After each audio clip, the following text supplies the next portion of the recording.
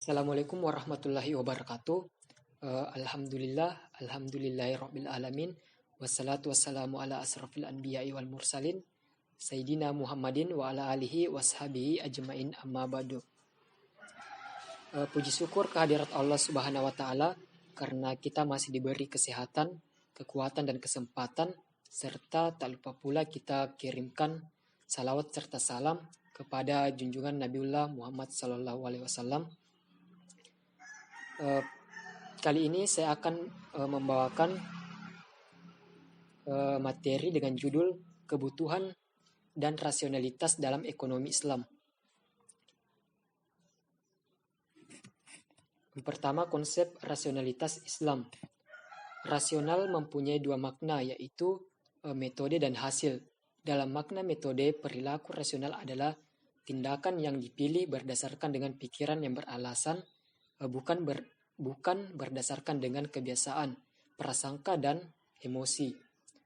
Sedangkan dalam makna hasil, perilaku rasional adalah tindakan yang benar-benar dapat mencapai tujuan yang ingin dicapai. Jadi rasional adalah pengambilan keputusan ekonomi dalam setiap pelaku selalu berpikir dan bertindak dan bersikap rasional. Dalam ekonomi terminologi rasional dibangun atas dasar dan kaidah yang diterima secara universal dan tidak perlu melakukan pengujian untuk membuktikan kebenarannya. Dan aksioma-aksioma tersebut menjadi acuan dalam pengujian rasionalitas dari suatu argumen atau perilaku. Aksioma digali atau diambil dari nilai-nilai suatu budaya yang bersifat universal. Yang membedakan adalah penafsiran pada tataran operasional tergantung dan dipengaruhi oleh cara pandang dan berpikir yang pada budaya tersebut maupun situasi dan kondisi yang melingkupinya. Begitu juga dengan rasionalitas dalam Islam, dibangun dan diderivasikan dari nilai-nilai Islam. Jadi seorang pelaku ekonomi atau setiap individu akan mampu bertindak dan mengambil keputusan secara konsisten dengan pertimbangan nilai tradisi dan mempunyai argumen yang jelas.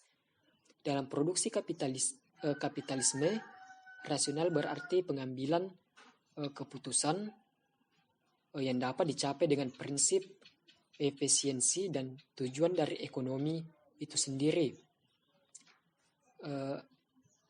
Efisiensi dalam konsep ekonomi kapitalis berbeda dengan konsep efisien dalam ekonomi Islam. Jadi konsep rasionalitas dalam Islam dengan aksioma-aksioma dibangun itu berbeda dengan aksioma-aksioma yang dibangun dengan dalam ekonomi konvensional. Selanjutnya yaitu aksioma-aksioma pilihan rasionalitas. Yang pertama, kelengkapan. Prinsip ini mengatakan bahwa setiap individu selalu dapat menentukan keadaan mana yang lebih disukai di antara dua keadaan. Misalkan, bila A dan B adalah keadaan yang berbeda, seperti A lebih disukai daripada B. Kemudian B lebih disukai daripada A.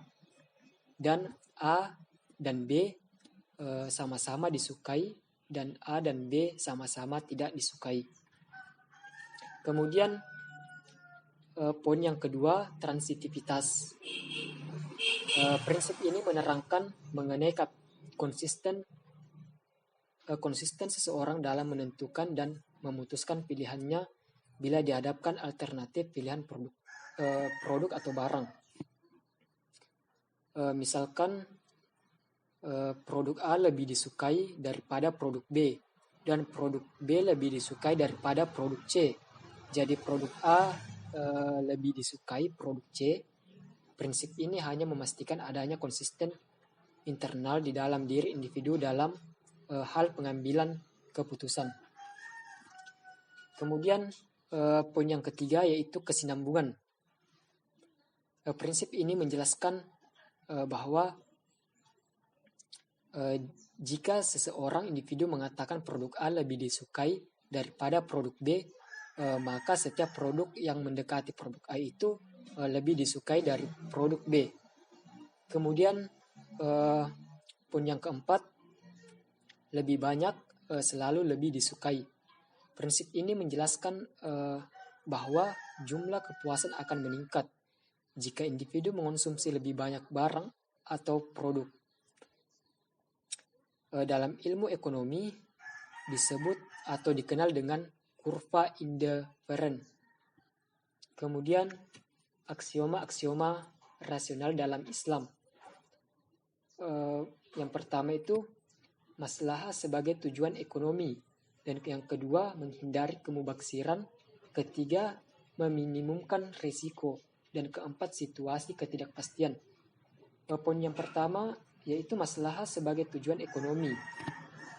Tujuan dari ekonomi adalah falah atau kesejahteraan. Untuk mencapai kemaslahatan itu ada 5 hal yang harus terpenuhi, yaitu hifduddin, hifdun nas, hifdun akal, hifdun nasai, dan hifdun mal. Pada dasarnya setiap pelaku ekonomi akan berorientasi untuk mencapai maslahah, dan seseorang akan selalu yang pertama itu maslahah yang lebih besar lebih disukai daripada lebih sedikit. Maslahah yang lebih tinggi jumlahnya akan memberikan kebahagiaan yang lebih tinggi karena lebih disukai dan daripada maslahah lebih sedikit. Kemudian maslahah diupayakan meningkatkan sepanjang waktu. Konsep ini disebut dengan quasi konfeti, yaitu situasi maslahah yang menunjukkan pola non-degrasi. Kemudian poin yang kedua, menghindari kemubaksiran. Untuk mencapai suatu tujuan maka perlu pengorbanan.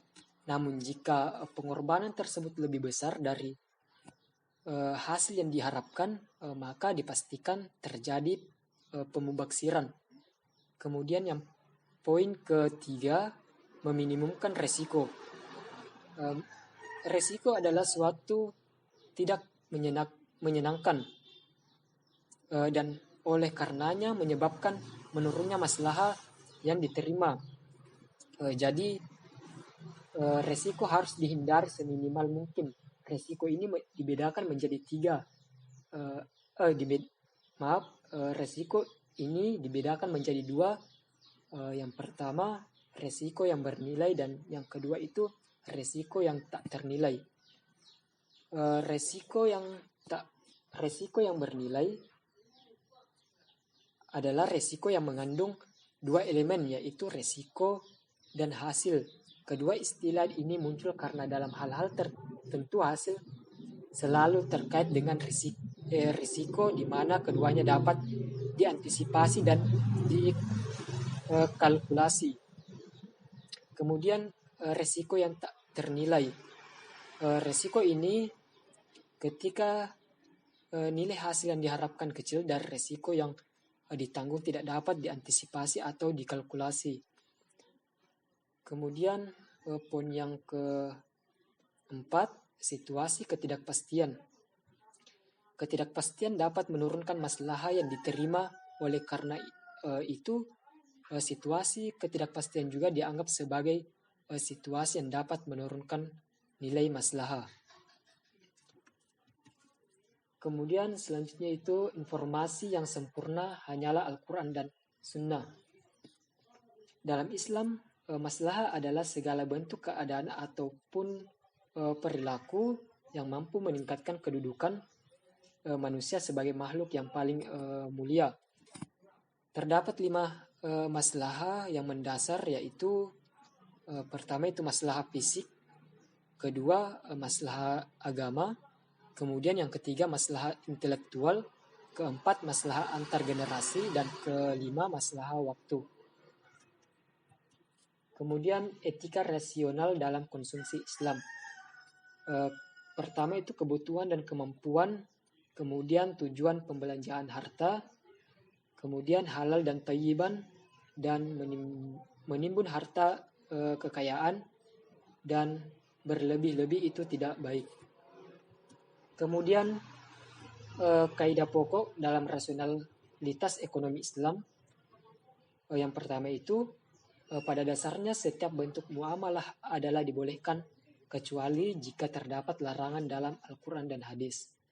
Kemudian yang kedua, kemudian hanya Allah Subhanahu wa taala yang berhak mengharamkan sesuatu. Dan yang ketiga, sesuatu yang menyebabkan haram adalah haram. Kemudian yang keempat, tujuan atau niat baik tidak dapat membuat yang haram itu menjadi halal. Kemudian yang kelima, halal dan haram adalah berlaku bagi siapapun yang bagi muslim berakal dan merdeka. Kemudian harus dapat menentukan skala prioritas dalam pengambilan keputusan. Baiklah, itulah tadi pemaparan materi dari saya. Kurang lebihnya mohon dimaafkan. Wabillahi taufiq wal hidayah. Wassalamualaikum warahmatullahi wabarakatuh. Terima kasih.